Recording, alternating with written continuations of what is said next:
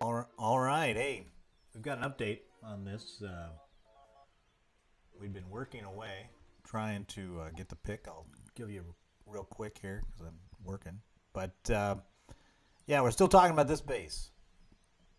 And C3 and I had been hitting it. I've been able to hit it successfully 3 times in a row from different directions with the same style. So I think this is the style. And the big change that we ended up going with was using the opening phase to be done after C3 is right. Yeah, after X days of picking. Sometimes the picks take longer. Sometimes you can't. Picking is not an art. Well, it is an art, but clearly we're not artful. But anyway, the big thing that I noticed, and C3 also had a second style that was almost as consistent. I wouldn't say as consistent, but the opening is what we went with. So it was a bowler rage opening with healer backing to basically create a cut and then move into a bowler walk, right? This is amazing. I'm live. I know it is. So what we did here is, if you notice, and it takes some analysis in terms of the goal of getting the bowler walk open is you got to get this AD down to enable the walk to go a certain, either direction without harassment of taking the healers behind it out. So getting the bowlers to consistently get that AD down is where you're going to either succeed or fail. And can you do that consistently with the bowler placement? And that's what, when we analyze this, or when I looked at it a long time, I thought about it for a while. Bowlers are all about angles, and then understanding after the bowlers are completed with their first angle hits, where are they going to go and what's that angle resulting from that? So because what's it going to hit? So if you look at this, right, we're trying to get this. Clearly, this is what we want to jump from. We want to hit that. So we don't want to hit it first. We don't want to hit that cannon first. We basically want to trim around it and then hit the cannon. So the placement of the bowlers is actually very small. It's this spot and this spot. And the reason why is look at how they'll walk up. Doot, doot, doot, doot, and then they'll bounce here. And these guys will go here, and then they'll bounce there. And then right behind it, we actually would place the healers behind ahead of time, so we don't even lose time with that. And then right when they get done with this first hit, we'll call that 1, then you rage it. The rage is key because it ensures that if the bowler's, hitting the cannon, you may miss a little bit, be a little bit off on the angle, you'll still get enough damage out of a raged bowler rock to take out the ADs and get it done. And then, regardless of where the actual flow goes, so whether or not the healer then moves this way or the healers then move around this side, the secondary phase is the same in that you drop a P.E.K.K.A. to clear this outside with maybe a wizard backing, you wall break in, and then your royals come in behind that, you're going to rage, and then you'll jump in if it was that way. And if it went this way, it'd be the same thing. P.E.K.K.A. on the outside, wall break in, king, queen, and then you're going to rage in, and basically then you're going to jump here.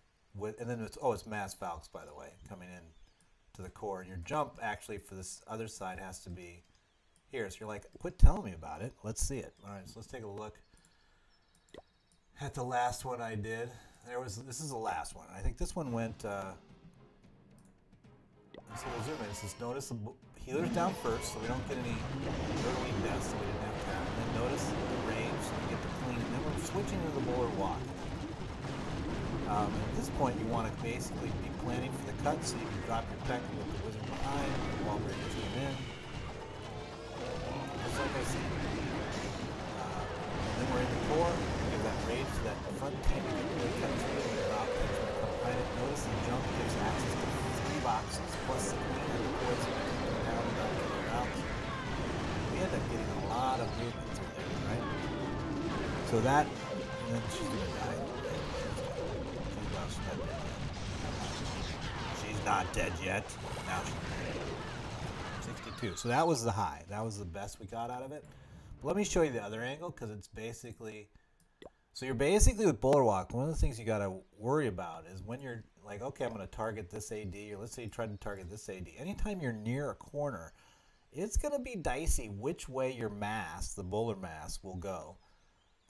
In this case, we got pretty good, most of it moved this way.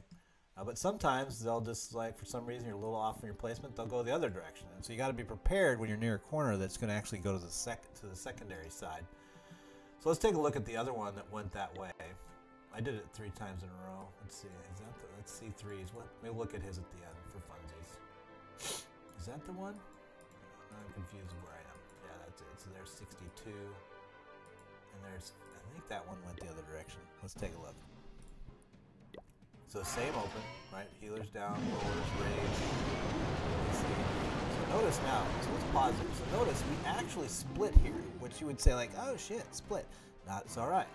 You've got to read which way you've got the most mass. In this case, it's up here. See how I only got like 2 bowlers down here? So I'm going to let that, and then only got 1 healer on it. So I'm really reading the healer, wherever the most healers went, because I had 5. And I'm going to basically focus on that group. So I'm hoping to move 9 to 12. And also I know there's a lot of percentage. We're going to work that king down.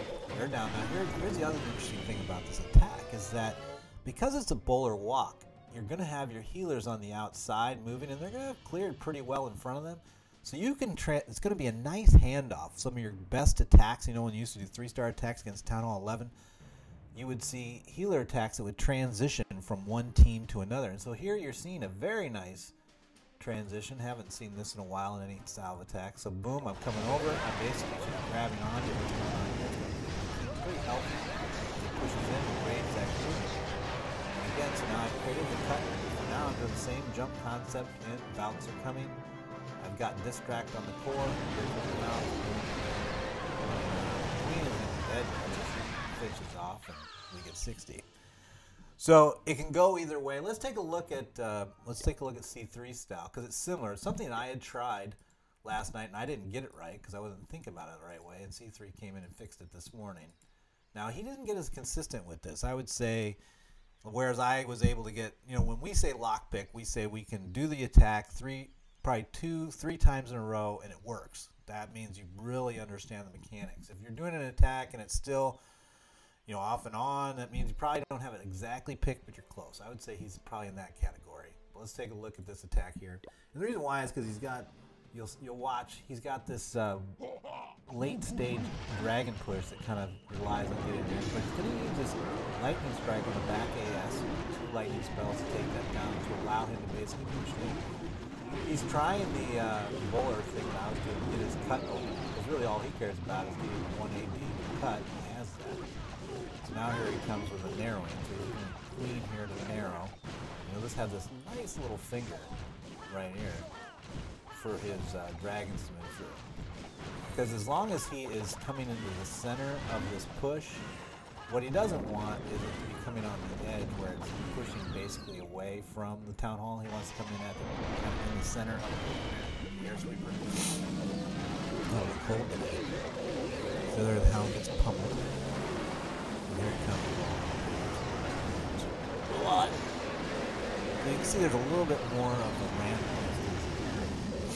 where you hadn't peeled as many layers before getting, but still, it gets in there. You've got.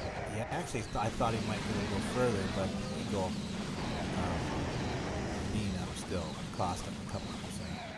And really, the interesting other thing about this base is that group of builder huts up there actually forces you to kind of go up there to get the percentage. So anyway, just wanted to update you guys. We had figured it out.